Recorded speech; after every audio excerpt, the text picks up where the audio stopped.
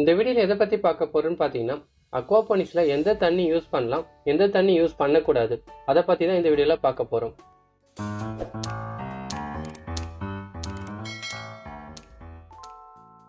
அக்வாபானிக்ஸ்ல இனிஷியலா என்ன கொடுக்குறோமோ அதை வச்சு தான் ரிசல்ட்ன்றது கிடைக்கும். அக்வாபானிக்ஸ் ஸ்டார்டிங் நீங்க என்ன தண்ணி யூஸ் பண்றீங்களோ அதை வச்சு தான் உங்களோட ரிசல்ட்ன்றது இருக்கும். ஏன்னு பார்த்தீங்கன்னா, அக்வாபானிக்ஸில் நம்ம மண்ணுன்றதுலாம் யூஸ் பண்ணல, வெறும் தண்ணி வச்சா நம்ம அக்வாபானிக்ஸ் சிஸ்டம் எடுத்து ரன் பண்ணுறோம். அதில் தான் மீன் எடுத்து வளர்க்குறோம், அதில் தான் மீன் எடுத்து வேஸ்ட்டு ப்ரொடியூஸ் பண்ணுது, அதில் தான் மைக்ரோ ஆர்கானிசம் வளருது, மைக்ரோ ஆர்கானிசம் வேஸ்ட்டை வந்து நியூட்ரிஷனாக கன்வெர்ட் பண்ணுது, அந்த நியூட்ரிஷனை பிளான்ட் எடுத்துக்குது, பிளான்ட் அந்த வாட்டர் வந்து க்ளீன் பண்ணி திரும்ப ஃபிஷ்ஷுக்கே தருது.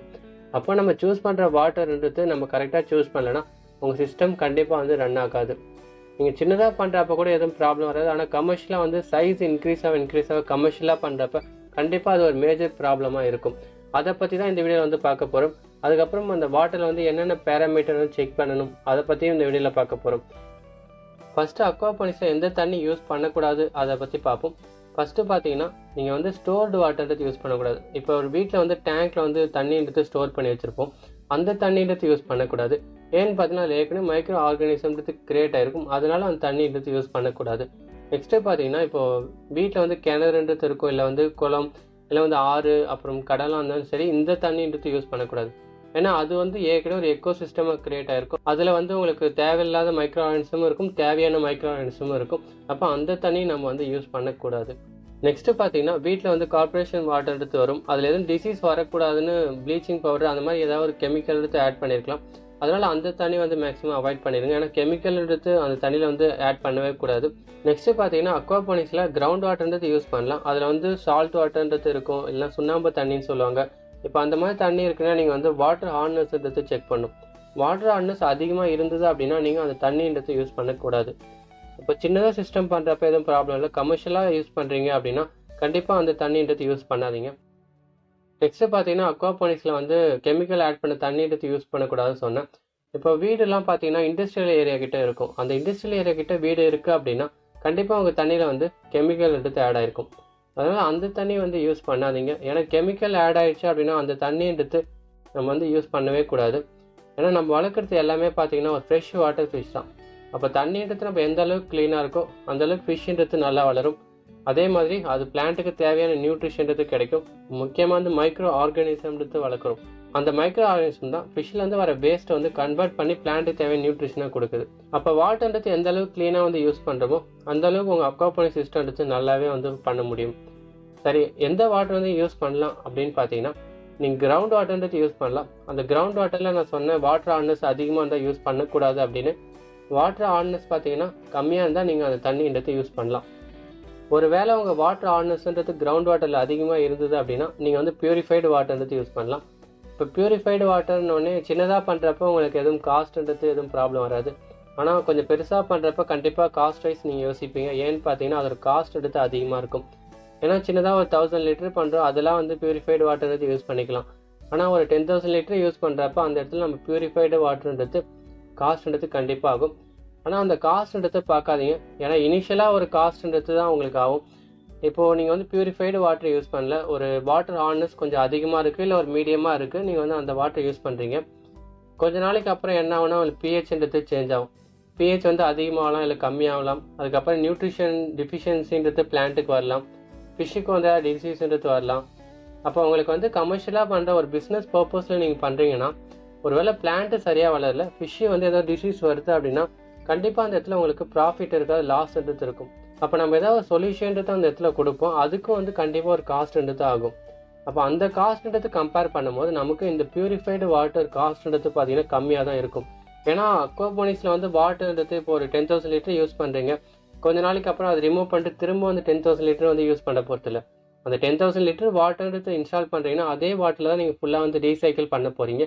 அப்புறம் ஒரு 500 மேக்ஸிமம் ஒரு 500 லிட்டர் வந்து ஒரு பிளான்ட்ன்றது எடுத்துக்கலாம், இல்லை வந்து எவாப்ரேஷன் ஆச்சு அப்படின்னா நீங்கள் அந்த டைமில் வந்து வாட்டர் ஆட் பண்ண போகிறீங்க.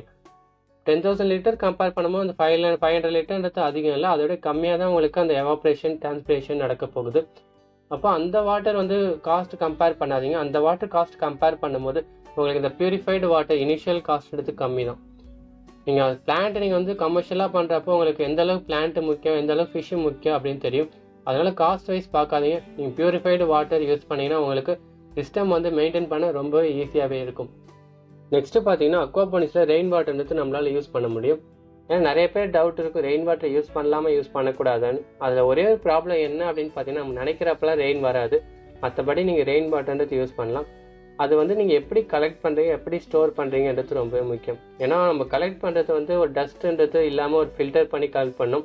ஸ்டோர் பண்ணுறது பார்த்தீங்கன்னா தேவையில்லாத மைக்ரோ ஆர்கனிசம் நமக்கு வந்து ஆட் ஆகாமல் நம்ம வந்து பார்த்துக்கணும். அதுக்கேற்ற மாதிரி நீங்கள் வந்து கலெக்ட் பண்ணி ஸ்டோர் பண்ணிங்கன்னா நீங்கள் வந்து ரெயின் வாட்டர் தாராளமாக வந்து யூஸ் பண்ணலாம். அதுக்கப்புறம் அதோட பிஹெச்ன்றது கம்மியாக இருக்கும். ரொம்ப பிஹெச் கம்மியாச்சுன்னா ஆசிட் ரெயின் சொல்லுவாங்க. அந்த ஆசிட் ரெயின்லாம் வருதுன்னா அந்த டைமில் வந்து அந்த ரெயின் வாட்டர் யூஸ் பண்ணாதீங்க. ஒரு 5லேருந்து 6க்குள்ளே பிஹெச் இருக்குது அப்படின்னா அந்த ரெயின் வாட்டர்ன்றது நீங்கள் யூஸ் பண்ணுங்கள். இதை பற்றி இன்னும் வந்து தெரிஞ்சுக்கணும் அப்படின்னா ஏற்கனவே ஒரு வீடியோ எடுத்து அப்லோட் பண்ணியிருக்கேன். அந்த வீடியோ லிங்க் டிஸ்கிரிப்ஷனில் கொடுத்துருக்கேன். அந்த வீடியோ பார்த்தீங்க அப்படின்னா உங்களுக்கு கண்டிப்பாக புரியும். நெக்ஸ்ட்டு பார்த்தீங்கன்னா வாட்டர் பேராமீட்டர். இந்த வாட்டர் பேராமீட்டரில் ஃபஸ்ட்டு வந்து நீங்கள் தண்ணி எடுத்து சூஸ் பண்ண உடனே அது செக் பண்ண வேண்டியது வாட்டர் ஹார்ட்னஸ். இந்த வாட்டர் ஹார்ட்னஸ்ன்றது எதை சொல்கிறாங்க அப்படின்னு பார்த்தீங்கன்னா கார்பனேட் கண்டென்ட். இந்த கார்பனேட் கண்டென்ட் எதில் இருக்குன்னா ஒன்று கால்சியம் கார்பனேட்டாக இருக்கும், இல்லைனா மெக்னீஷியம் கார்பனேட்டாக இருக்கும். அந்த கார்பனேட் கண்டென்ட் எவ்வளோ இருக்கணும் அப்படின்னு பார்த்தீங்கன்னா உங்களுக்கு கம்மியாக இருந்தாலும் எதுவும் ப்ராப்ளம் இல்லை, அதிகமாக இருந்ததுன்னா உங்களுக்கு ரொம்ப ப்ராப்ளம். அதனால் இந்த வாட்டர் ஹார்ட்னஸ் எடுத்து செக் பண்ணணும். அந்த வாட்டர் ஹார்ட்னஸோட வேல்யூ எவ்வளோ இருக்கணும்னா 50லேருந்து 100 ppm இருக்கணும். 50யோட கம்மியாகவும் இருக்கக்கூடாது, உங்களுக்கு 100 ரொம்ப அதிகமாக இருக்கக்கூடாது. அதான் 50லேருந்து 100க்குள்ளே நீங்கள் இருக்கணும். அப்போ வந்து நீங்கள் அந்த தண்ணின்றது யூஸ் பண்ணலாம். அதுக்கு மேலே ரொம்ப அதிகமாக இருந்தது அப்படின்னா நீங்கள் அந்த தண்ணின்றது யூஸ் பண்ணாதீங்க. அப்படி யூஸ் பண்ணீங்க அப்படின்னா சின்னதாக சிஸ்டம் பண்ணுறப்ப எதுவும் ப்ராப்ளம் வராது. சின்னதாக சிஸ்டம் பண்ணுறப்ப வாட்டர் ஹார்ட்னஸ் செக் பண்ண மாட்டோம். ஆனால் பெருசாக பண்ணுறப்ப உங்களுக்கு நிறையா ப்ராப்ளம்ன்றது வரும். நியூட்ரிஷன் டிஃபிஷியன்சின்றது வரலாம், அப்புறம் பிஹெச்ன்றது சேஞ்ச் ஆகும், அப்புறம் பிளான்ட்டு சரியாக வளராது, பிளான்ட்டுக்கு நியூட்ரிஷன் டிஃபிஷியன்சி வரும், ஃபிஷ்ஷுன்றது சரியாக வளராது, ஒரு நியூட்ரிஷன் அதிகமாக இருக்கும் ஒரு நியூட்ரிஷன் கம்மியாக இருக்கும், இந்த மாதிரி நிறையா ப்ராப்ளம் வரும். அதனால் அந்த வாட்டர்ன்றது அவாய்ட் பண்ணிவிட்டு நீங்கள் பியூரிஃபைடு வாட்டர்ன்றது யூஸ் பண்ணுங்கள். இந்த வாட்டர் ஹார்ட்னஸ் எப்படி செக் பண்ணலாம் பார்த்தீங்கன்னா அதோட கிட்டு வந்து நான் லிங்க் வந்து டிஸ்கிரிப்ஷனில் கொடுத்துருக்கேன். அதை நீங்கள் வாங்கி கூட செக் பண்ணலாம். நெக்ஸ்ட்டு பார்த்தீங்கன்னா பிஹெச்ன்றது எல்லா வீடியோவிலும் சொல்லுவேன் 6.5லேருந்து நீங்கள் 7க்குள்ளே மெயின்டைன் பண்ணணும் அப்படின்ட்டு. நீங்கள் தண்ணின்றது ஸ்டார்டிங் இப்போது தண்ணி வந்து சூஸ் பண்ணிட்டீங்க, அதில் வந்து வாட்டர் ஹார்ட்னஸ் செக் பண்ணுறீங்க. சின்ன சிஸ்டம் பண்ணுறப்ப அந்த வாட்டர் ஹார்ட்னஸ் செக் பண்ணலன்னா எதுவும் ப்ராப்ளம் இல்லை. அட்லீஸ்ட் நீங்கள் பிஹெச் மட்டுமாவது கண்டிப்பாக செக் பண்ணணும். அது அதிகமாக இருக்குது இல்லை கம்மியாக இருக்குன்னா அதை வச்சு உங்களுக்கு தெரியும். உங்களுக்கு பிஹெச் பொறுத்தே வந்து வாட்டர் வந்து எந்த அளவுக்கு வந்து வாட்டர் ஹார்ட்னஸ் அதிகமாக இருக்கா, அது வாட்டரோட குவாலிட்டின்றது தெரியும். அது சிஸ்டம் கொஞ்ச நாள் ரன் ஆனதுக்கப்புறம் பார்த்தீங்கன்னா உங்கள் பிஹெச் எடுத்து 6.5லேருந்து 7க்குள்ளே செட் ஆகிடும். இல்லை நீங்கள் வந்து ஃபஸ்ட்டே நீங்கள் 6.5லேருந்து 7க்குள்ளே நீங்கள் வாட்டர் எடுத்து யூஸ் பண்ணாலும் எதுவும் ப்ராப்ளம்ன்றது இல்லை. சின்னதாக சிஸ்டம் பண்ணுறப்ப எதுவும் ப்ராப்ளம் இல்லை சொன்னேன். அதே கமர்ஷியலாக பண்ணுறீங்க இல்லை கொஞ்சம் பெருசாக பண்ணுறீங்கன்னா கண்டிப்பாக வந்து நீங்கள் வாட்டர் ஹார்ட்னஸ் செக் பண்ணணும். அந்த வாட்டர் ஹார்ட்னஸ் அதிகமாக இருந்தால் நீங்கள் தண்ணின்றது யூஸ் பண்ணக்கூடாது. பிஹெச்ன்றது பார்த்தீங்கன்னா 6.5லேருந்து 7க்குள்ளே மெயின்டைன் பண்ணணும். ஏன்னா நம்ம சிஸ்டம் பார்த்தீங்கன்னா பெருசாக பண்ணுறப்போ அதில் வந்து ஏதோ ஒரு ஆட் பண்ணுறோம் அப்படின்னா பிஹெச் வந்து அதிகமாகணும் இல்லை கம்மியாகணும்னு ஆட் பண்ணிங்கன்னா அது கொஞ்ச நாள் டைம்ன்றது எடுத்துக்கும். நீங்கள் வந்து அதிகமாகல நீங்கள் ஏதாச்சும் ஆட் பண்ணிங்கன்னா திடீர்னு பார்த்தா ரொம்ப அதிகமாகிடும். அப்போ அந்த மாதிரி ப்ராப்ளம்ன்றது வரும். அதனால் மேக்ஸிமம் எதுவுமே ஆட் பண்ணாதீங்க. நீங்கள் ஸ்டார்டிங்கே வாட்டரோட பிஹெச்ன்றது 6.5லேருந்து 7க்குள்ளே மெயின்டைன் பண்ணுங்கள். அப்போ உங்களுக்கு ஈஸியாக இருக்கும். இனிஷியலாகவே எல்லாமே கரெக்டாக பண்ணிட்டீங்கன்னா உங்களுக்கு எதுவும் ப்ராப்ளம்ன்றது வராது. சிஸ்டம்ன்றது ஒரு அழகாக சிஸ்டம்ன்றது ஒர்க் ஆகிட்டு இருக்கும். அதனால் நீங்கள் ஃபஸ்ட்டு அந்த வாட்டர்ன்றது கரெக்டாக சூஸ் பண்ணி நீங்கள் யூஸ் பண்ணுங்கள். பிஹெச் வந்து அக்வாபானிக்ஸில் எவ்வளோ இருக்கணும்னு பார்த்தீங்கன்னா 6.5லேருந்து 7க்குள்ளே இருக்கணும். அது ஈஸியாக வந்து நம்மளால் மெயின்டைன் பண்ண முடியும். ஸ்டார்டிங்கே பியூரிஃபைடு வாட்டர் அப்புறம் ரெயின் வாட்டர்லாம் நீங்கள் யூஸ் பண்ணிங்கன்னா இன்னும் ஈஸியாக வந்து பிஹெச் மெயின்டைன் பண்ண முடியும். இந்த பிஹெச் மெஷர் பண்ணுறதுக்கு நான் வந்து கிட்டுன்றது கீழே கொடுத்துருக்கேன். அது டிஜிட்டலில் கொடுத்துருக்கேன். அதுக்கப்புறம் லிக்விட் ஆட் பண்ணி நம்ம செக் பண்ணுற மாதிரி இருக்கும். அதுவும் நீங்கள் வந்து வாங்கி யூஸ் பண்ணலாம். மற்ற வாட்டர் பேராமீட்டர்லாம் பார்த்தீங்கன்னா அந்தளவுக்கு அதிகமாக செக் பண்ண தேவையில்ல. ஸ்டார்டிங் வந்து இந்த 2ன்றது மேக்ஸிமம் போதும். அதுக்கப்புறம் வந்து ஈசி டிடிஎஸ் இதெல்லாம் வந்து கமர்ஷியலாக பண்ணுறப்ப நீங்கள் ஈசி டிடிஎஸ்ன்றது செக் பண்ணுங்கள்.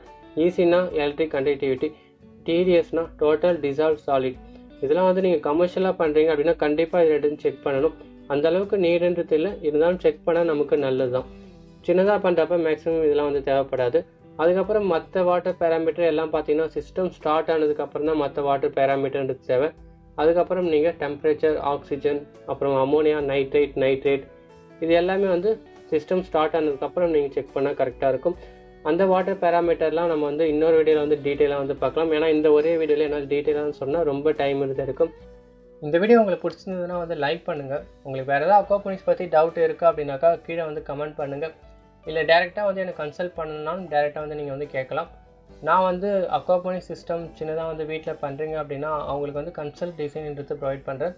இது வந்து தமிழ்நாட்டில் எங்கே இருந்தாலும் சரி, நான் எல்லாருக்குமே வந்து நான் இந்த கன்சல்ட் டிசைனிங் எடுத்து பண்ணிக்கிட்டு இருக்கேன்.